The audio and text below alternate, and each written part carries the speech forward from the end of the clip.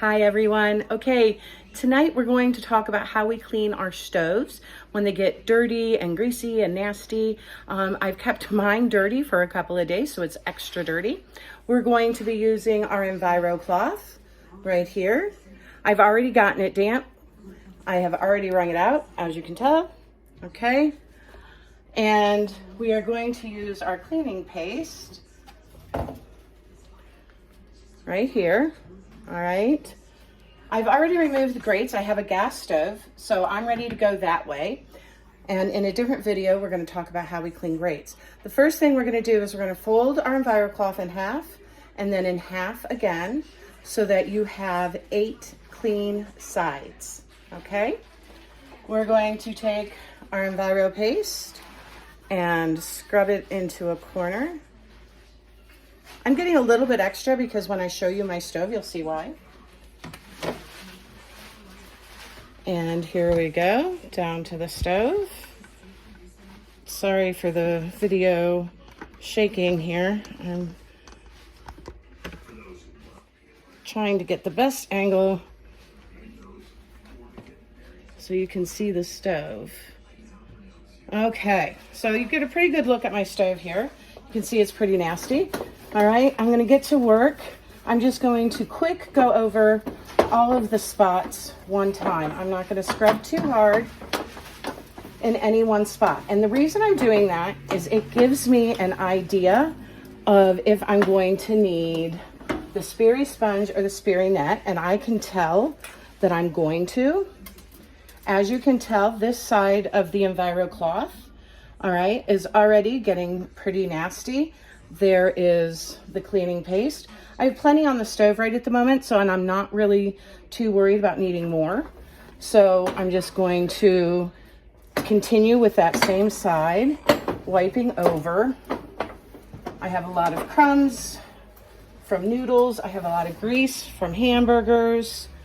I have rice from all different kinds of things. All right, so now I have a very dirty side. I want to switch to a clean side. So I'm going to simply fold this in half because it has crumbs in it. If it wasn't crummy, you could go ahead and just flip to the other side.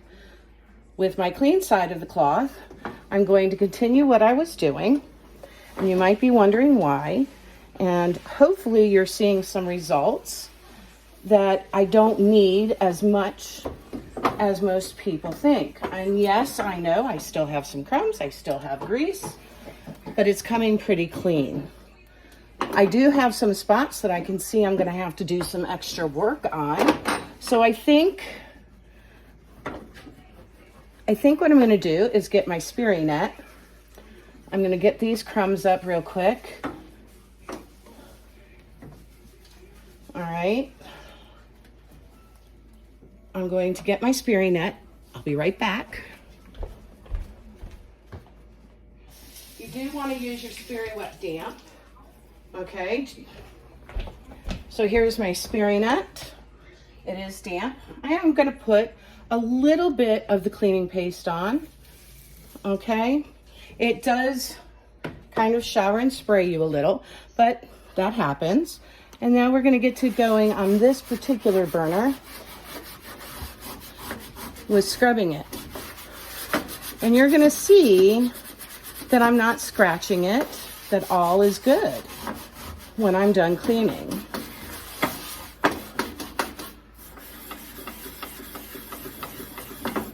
This burner happens to be our favorite burner. I don't know if you all have a favorite burner in yours or not. I am gonna get the top of this burner a little bit here.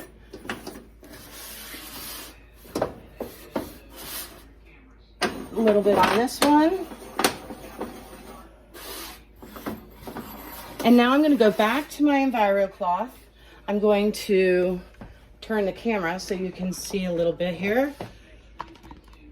Bear with me. My stand is fighting me tonight. There we go. So here is the same cloth, okay?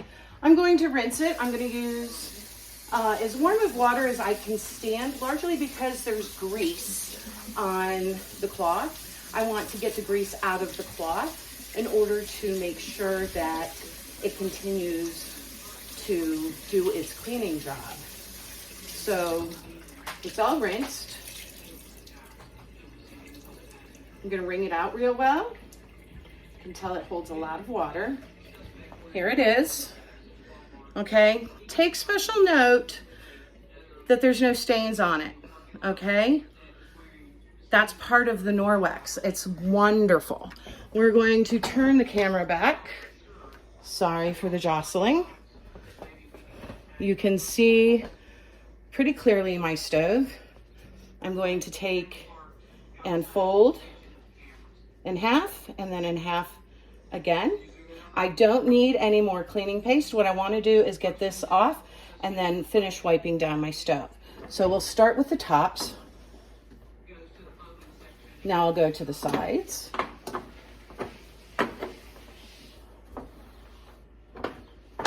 Okay. You can see it got all of that up really fast. I'm not really putting a lot of work into it. No real effort.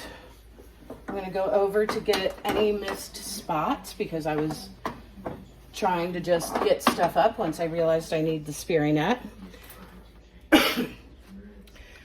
I don't know how well it's showing on the video, but the front of my stove is grease splattered from the hamburgers. So I'm going to do a quick wipe with that and get that all off. Remember, I've let mine go for a little bit, so it might need a little bit more tender loving care. It wasn't done for the last couple of nights.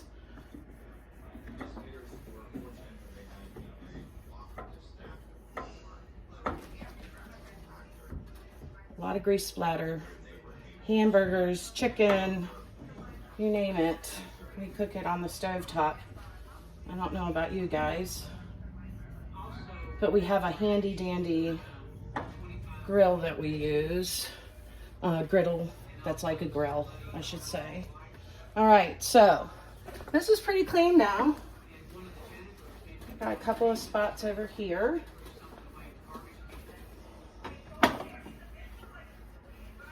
What I'm gonna do, and now the front of my stove is clean.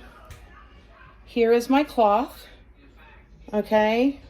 There's the other side that I was using. I'm gonna flip it over just because I know I had grease on the front of the stove. And I'm gonna do the top up here, right through here. Get the camera to stay here. Bear with me.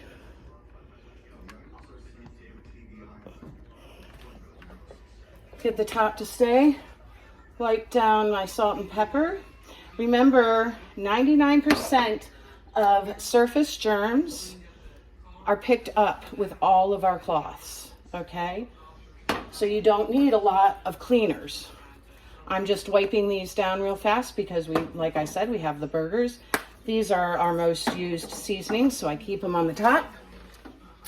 We'll wipe down the toothpicks real quick. And now I'm not sure how well it shows, but this is greasy. I'm gonna wipe it down.